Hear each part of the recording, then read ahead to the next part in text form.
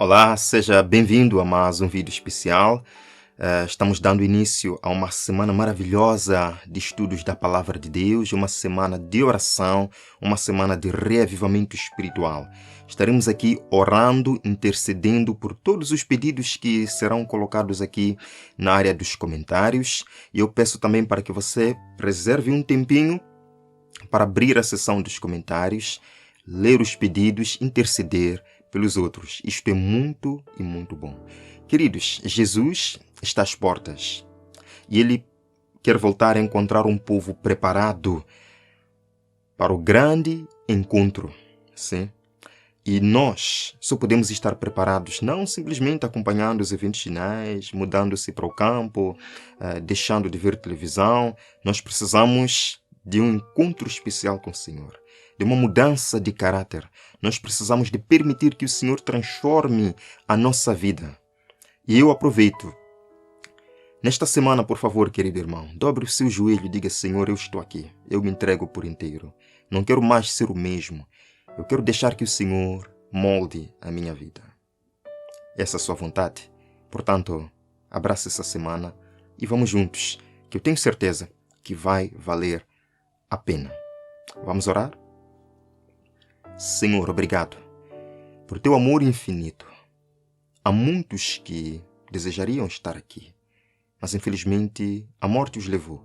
O Senhor permitiu que nós existíssemos, que estivéssemos vivos hoje, porque o Senhor tem um plano conosco. O Senhor quer que nós aprendamos mais um pouco sobre o seu caráter, a fim de estarmos habilitados para viver ao seu lado.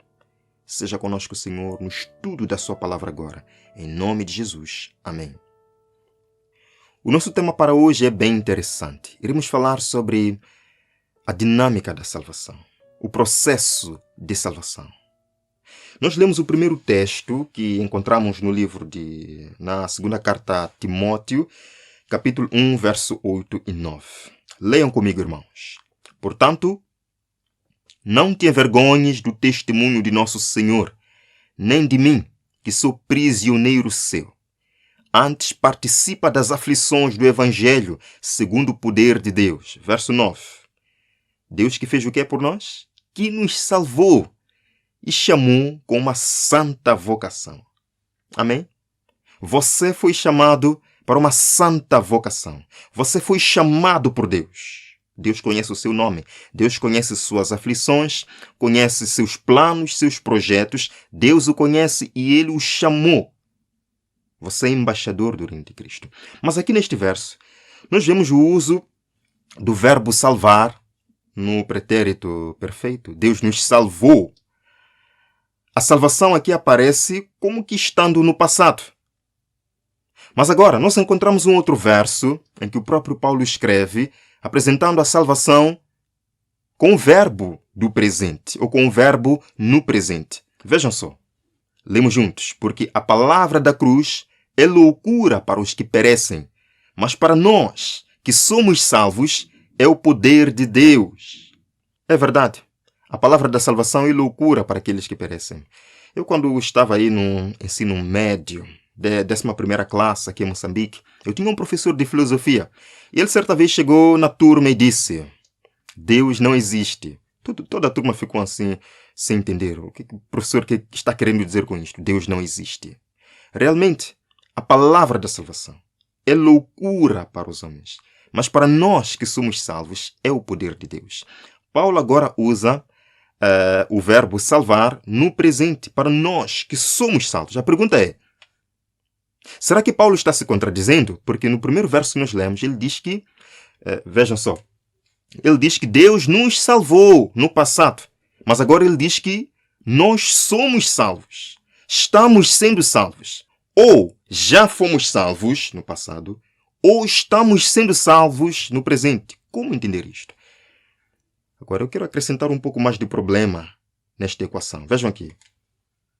Em Romanos 5, verso 9, Paulo diz: Logo, muito mais agora, tendo sido justificados pelo seu sangue, seremos salvos por ele. Seremos por ele salvos da ira. Paulo primeiro disse: Deus nos salvou no passado. Depois ele diz: somos salvos no presente. E agora ele diz, seremos salvos da ira. Como entender isto? Vejam aqui. Paulo diz que Deus nos salvou. Depois diz que somos salvos no presente. E também diz em Romanos 5,9 que seremos salvos. Esta seria uma contradição do apóstolo Paulo?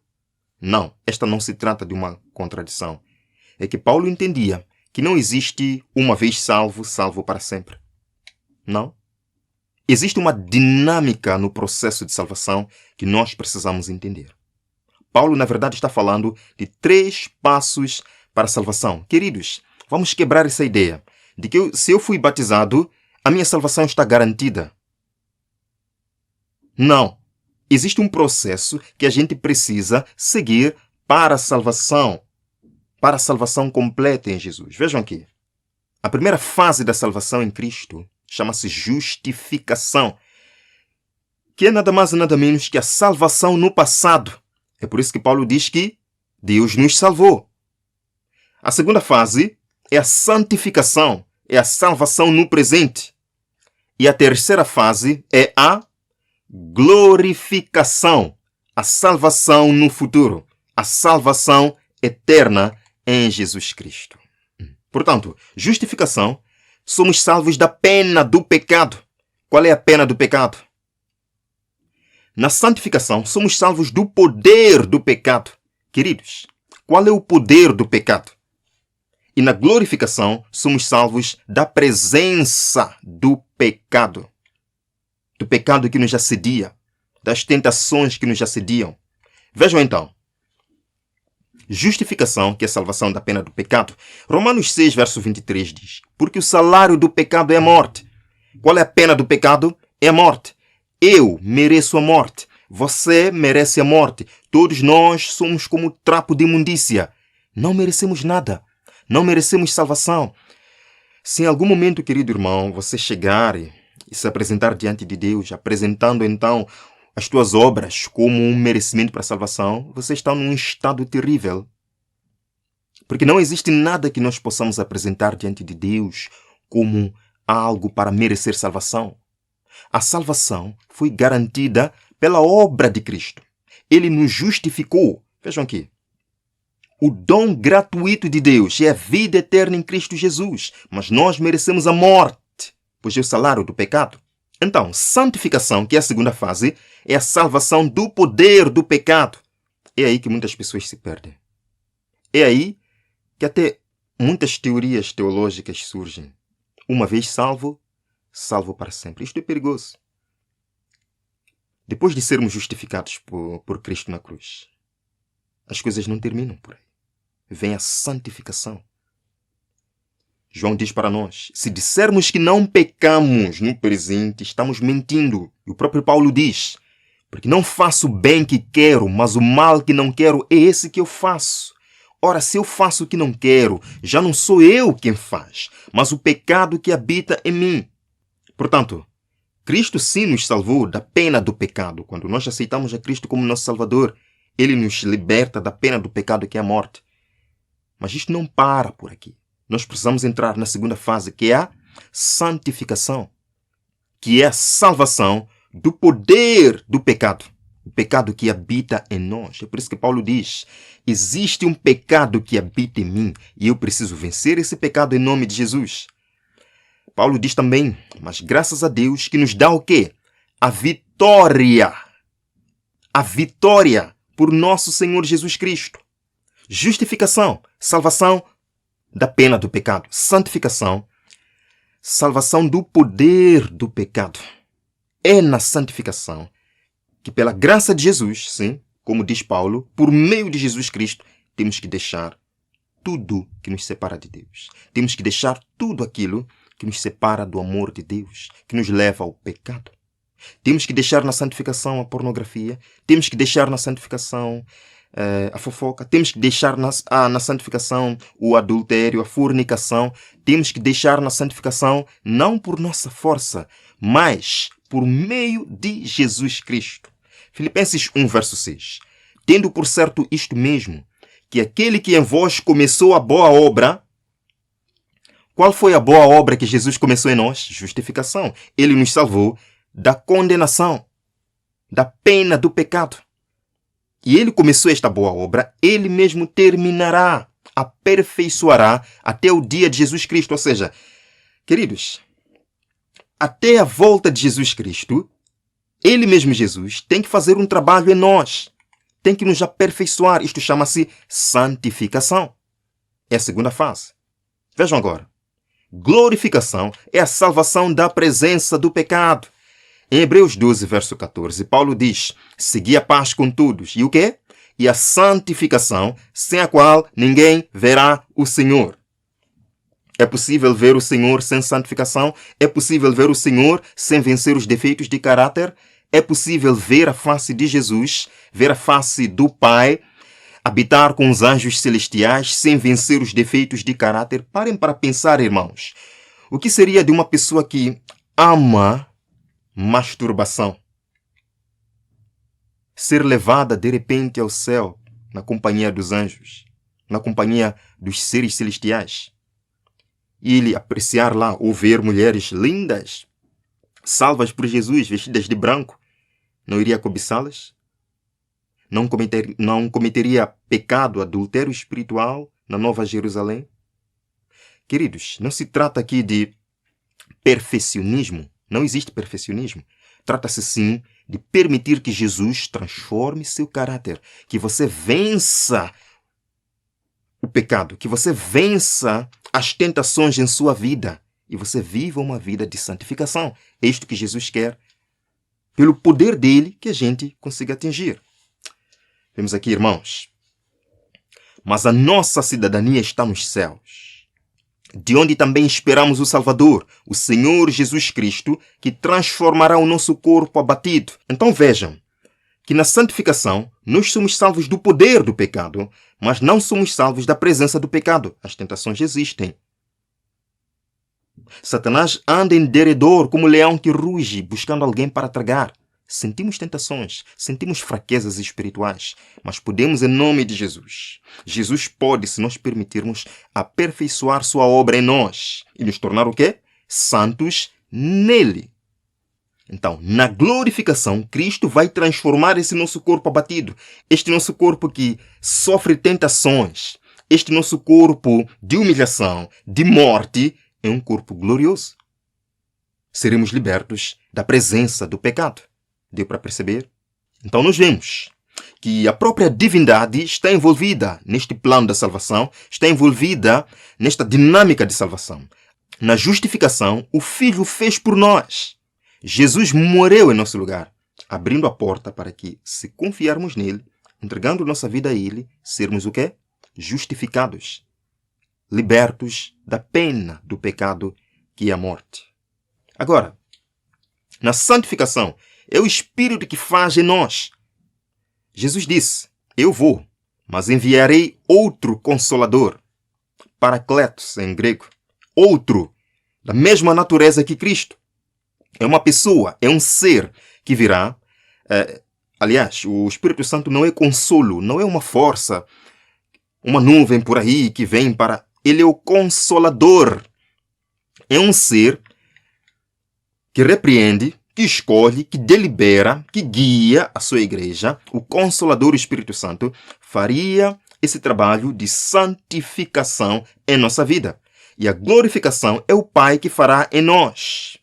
Quando ele transformar este nosso corpo corruptível em um corpo incorruptível. Quando nós olhamos para todo o cenário do povo de Israel e da construção do tabernáculo, nós podemos entender que esta lição não é nova. Esta lição já tinha sido dada por Deus ao povo de Israel há muito tempo. E nós apenas estamos revendo isto. Vejam como Deus ele é detalhista no seu plano de salvação e nos revela muita coisa. Prestem bem atenção. Deus mandou que Moisés construísse o tabernáculo. Já falamos muito sobre isso. Que tinha aí o pátio, o lugar santo, o lugar santíssimo. Conhecemos muito bem os móveis deste santuário e todo o seu sistema. Êxodo 25, verso 8, nos diz que Deus mandou que Moisés construísse um santuário. Qual era o objetivo de Deus em mandar que Moisés construísse o tabernáculo? Vejam a resposta. Para que eu possa habitar no meio deles. Para que Deus pudesse habitar no meio do seu povo. E Moisés não devia sair por aí construir o tabernáculo à sua maneira, à sua visão, à sua esperteza. Devia seguir o modelo que Deus havia dado no monte. Então nós vemos aí as partes que compõem esse tabernáculo, o altar, a pia, enfim. No lugar santo temos aí o candelabro, a mesa dos pães e o altar de incenso. E no lugar santíssimo, os 10 mandamentos. Neste caso, a Arca da Aliança contendo os 10 mandamentos. Tudo isto em mínimos detalhes. E Deus não permitia que algum homem zombasse deste cerimonial. Deus não permitia que algum homem zombasse deste sistema, pois representava o quê? A obra de salvação, o plano de salvação que não pode ser zombado por nenhum ser humano. Vejam então, que Deus ensinou ao povo de Israel justificação. De que maneira? Nós já dissemos que justificação é a salvação da pena do pecado, e a pena do pecado é a morte. De que maneira Deus ensinou ao povo de Israel a lição da justificação? Certo? Isto acontecia no altar. Toda vez que alguém pecasse, ele podia levar uma ovelhinha ou outro animal, podia ser uma pomba ou uma rola, para o sacerdote diante do altar de sacrifício. E no altar de sacrifício, esse animal era queimado. Isto é muito prático e muito fácil de compreender. Tudo isto apontava para Jesus, de acordo com Colossenses capítulo 2, versos 16 e 17. Tudo isto apontava, era sombra das coisas que Cristo realizaria. Portanto, os animais que eram sacrificados neste altar de sacrifício representavam Cristo. Lembram que João até disse, quando viu Jesus, disse para os seus discípulos: eis o Cordeiro de Deus que tira o pecado do mundo. Portanto, ao povo de Israel, Deus ensinou que Cristo viria. Por meio de quê? Dos sacrifícios no altar. E Cristo, de fato, foi sacrificado no altar, o Monte Calvário, na cruz, onde ele pagou a pena do pecado. Portanto, nós fomos justificados por Cristo mediante sua obra na cruz. Fomos libertos da pena do pecado. Não há nada, meu irmão, que você possa fazer para merecer a salvação. A salvação já foi paga por Cristo. A salvação já foi comprada por Cristo. Você foi comprado por um alto preço. Vejam aqui. Romanos 5, verso 1. Sendo, pois, justificados pela fé. O que nós precisamos para então sermos libertos da pena do pecado? Fé em Jesus Cristo. Somos justificados pela fé. Vejam, queridos, há um texto muito interessante da irmã White que fala que este assunto de justificação pela fé tem sido muito pouco falado em nossas igrejas e, como resultado, muitas almas, mesmo entre nós, estão perecendo. Por quê? Porque muitas vezes acreditam que guardando o sábado tem salvação, que conhecendo profecia tem salvação. Mas não é isto que trará paz à alma. Não é a guarda do sábado simplesmente que trará paz à sua alma. É a confiança de que você foi comprado por um alto preço. É a confiança de que não importa a sua vida, não importa, amado irmão, tudo que você tenha feito no passado. Se você aceita Jesus como seu salvador pessoal, você é liberto da pena do pecado. Era esta dúvida que atacava Martinho Lutero. Ele fazia penitências, fazia orações, jejuns, longas noites de oração e quase ele foi parar na sepultura, pois o corpo já não aguentava aquilo. Muitos têm feito isto.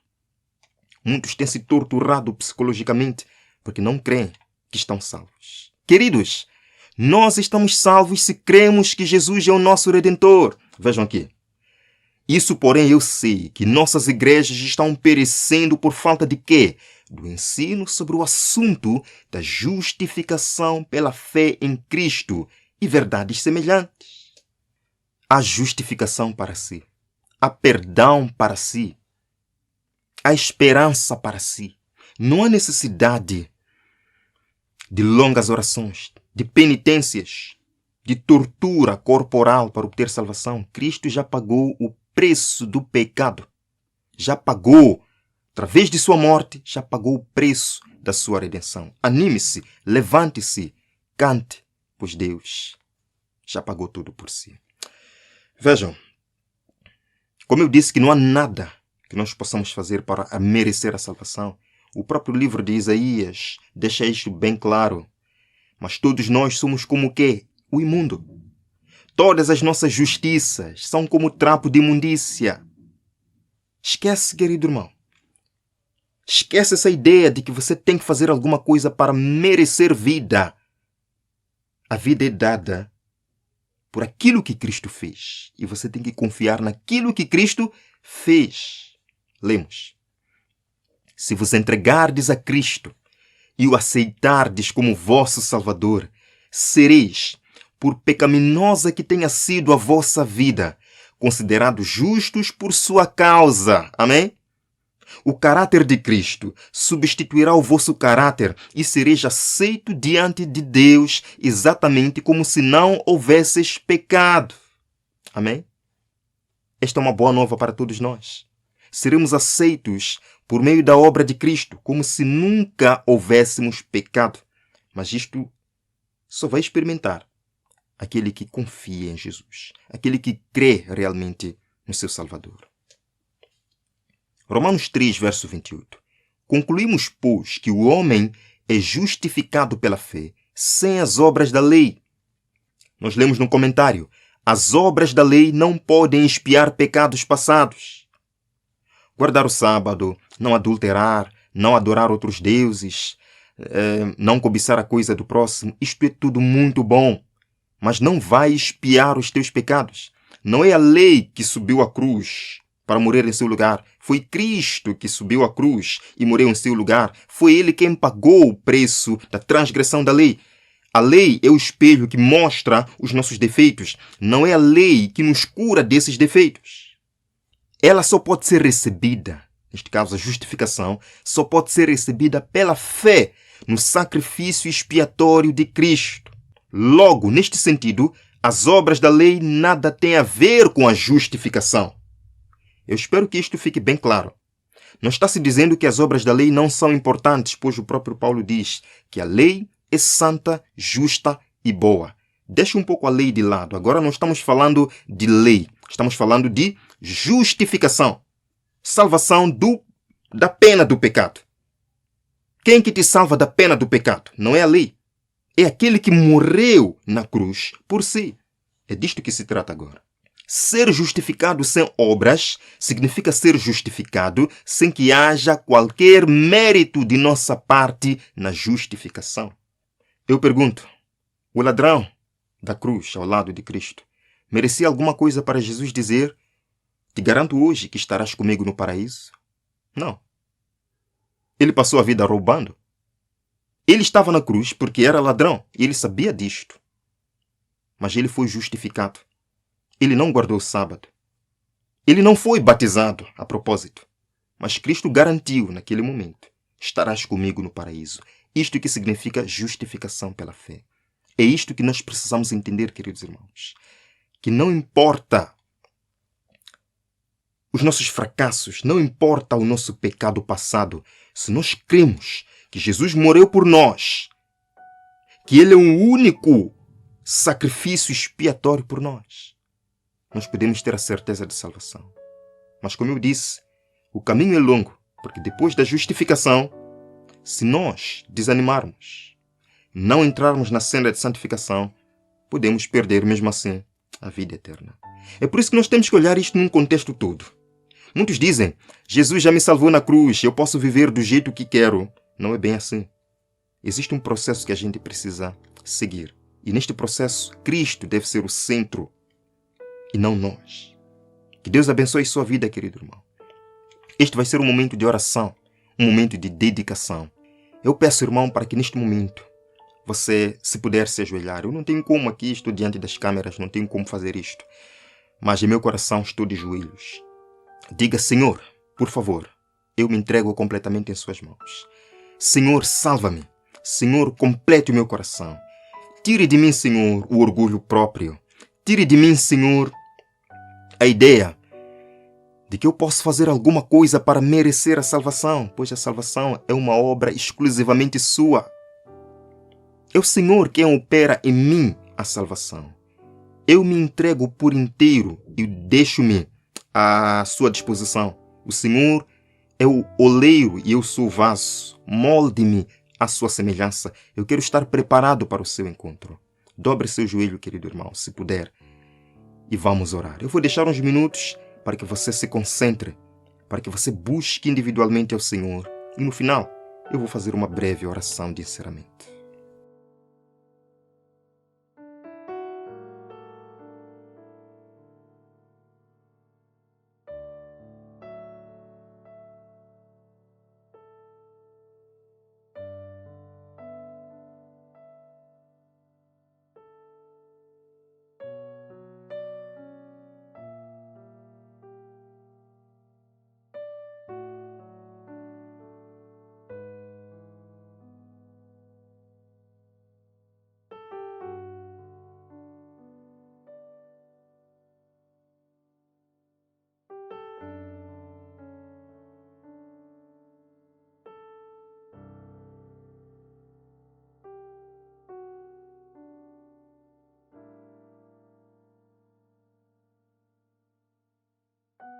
Pai que habita nos céus, louvamos e exaltamos o teu santo nome, pelo amor que brota do céu.